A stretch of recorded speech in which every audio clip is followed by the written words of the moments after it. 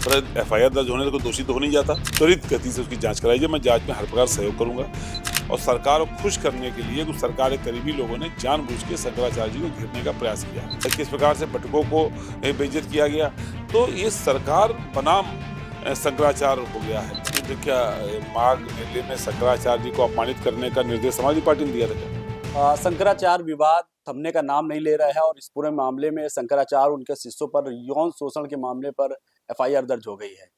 हमारे साथ बात करने के लिए अमिताभ बाजपेयी जी हैं, उनसे बात करेंगे। सर, ये पूरा मामला जो है आपने लगातार देखा होगा। अब एफआईआर दर्ज हो गई है, इसको कैसे देख रहे हैं? देखिए, अब न्यायालय के आदेश पर हुई है, पर एफआईआर दर्ज होने से कोई दोषी तो हो नहीं जाता। ये तो कोई कंप्लेंट है और उसकी एफआईआर है।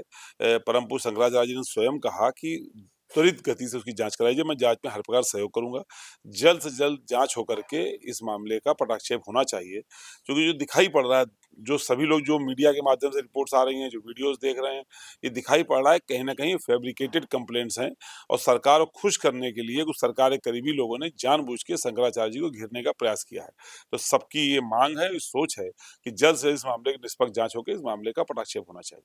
अच्छा, शंकराचार्य जी ने ये भी कहा है कि हमें उत्तर प्रदेश की जो पुलिस है उस पर भरोसा नहीं है, जांच कराई जाए, जांच में सहयोग तो करेंगे लेकिन जो है जांच किसी दूसरे राज्य से कराई जाए। ये तो जायज़ है।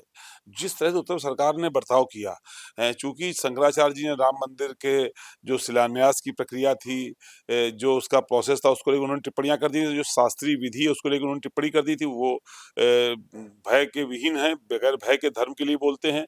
वो बात शायद सरकार को नागवार गुज़री।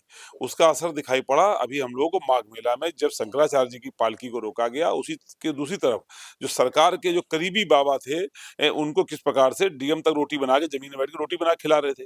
और परम पूज्य शंकराचार्य जो हिंदू धर्म की सर्वोच्च गद्दी है, उनका किस प्रकार से अपमानित किया गया, किस प्रकार से बटुकों को बेइज्जत किया गया।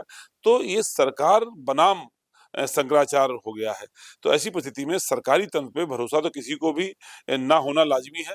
तो हम लोग यही माँग कर रहे हैं कि निष्पक्ष जाँच होनी चाहिए। अब अगर शंकराचार्य जी चाहें, तो उनको ये माँग करने का अधिकार है कि निष्पक्ष जाँच किसी और राज्य की पुलिस करे, ये अधिकार उनको है। अच्छा, अखिलेश यादव जी ने यह भी कहा है कि समाजवादी पार्टी जो है पूरी तरीके से उनके साथ खड़ी हुई है।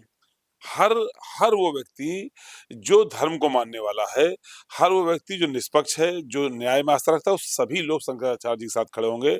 सबको ये दिखाई पड़ रहा है कि सरकार का अहंकार सर चढ़ के बोल रहा है। धर्म का चोला पहने सरकार, हिंदू धर्म की रक्षा करने का दावा करने वाली सरकार, आज हिंदू धर्म के सबसे बड़े जो धर्म रक्षक हैं, आज उनके पीछे हाथ धो के पड़ गई।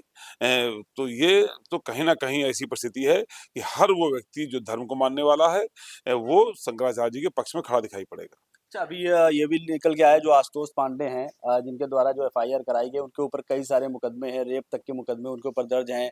और इसके बाद ये भी देखा जा रहा है कि उनके द्वारा जो एफआईआर कराई गई है और अभी एक पीड़ित जो है शंकराचार्य जी के पास पहुंचा था, उसने कहा था उनका फोन मेरे पास आया था मुकदमा लिखाने के लिए कि अपनी बेटियों को आगे करके मुकदमा, तो इसको किस तरीके से देखें, इस तरीके की?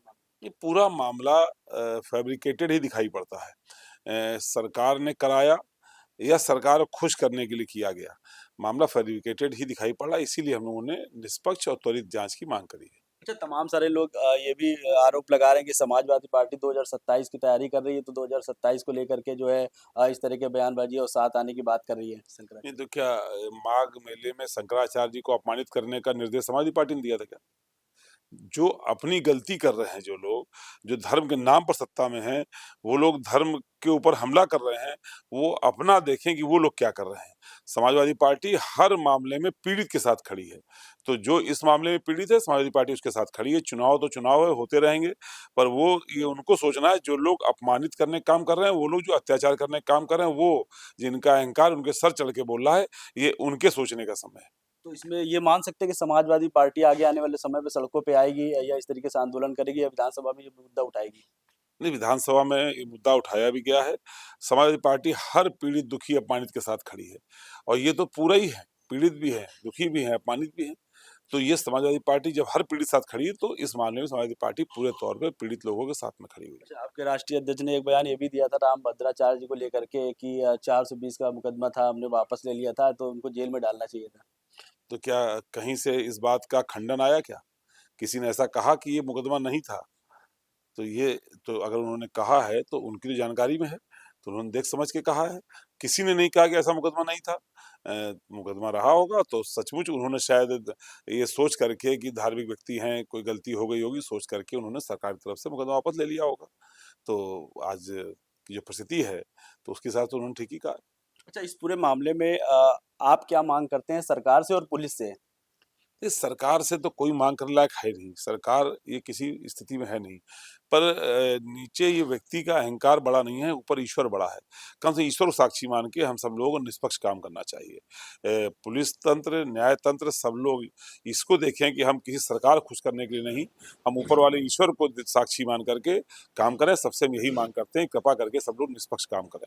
अंतिम सवाल आपसे, जैसे ये देखा जा रहा है मामला एक धार्मिक दृष्टि से अगर देखा जाए या राजनीतिक दृष्टि से देखा जाए, तो एक सबसे बड़ा पद जो इस तरीके का शंकराचार्य का होता है, इस तरीके के जो मामले सामने आ रहे हैं, इसको किस रूप में देख रहे हैं आप? ये तो आप देखिए सारे शंकराचार्य इस मुद्दे पर लगभग एक हैं। तो इसका मतलब है कि जो धर्म सत्ता है वो एक है, पर ये जो राज सत्ता है जो अस्थाई है, धर्म सत्ता तो स्थायी है, राज सत्ता अस्थाई है, तो ये राज सत्ता को ही वापस जाना होगा, धर्म सत्ता तो वापस जाएगी नहीं। जाना तो राज सत्ता को ही वापस होगा। जल्दी ही मामला जनता की अदालत में भी आएगा और जनता की अदालत भी खास तौर पर वो लोग जो धर्म को मानने वाले हैं, वो सारे लोग सरकार के अहंकार को ठीक करने का काम करेंगे। ठीक है, बहुत-बहुत धन्यवाद। तो अमिताभ बाजपेयी जी थे, जिनका साफ तौर पे कहना है कि आने वाले समय में इसका असर ज़रूर देखने को मिलेगा। अपने सहयोगी शेखर के साथ ज़हीर खान, जमनी न्यूज़ के लिए कानपुर।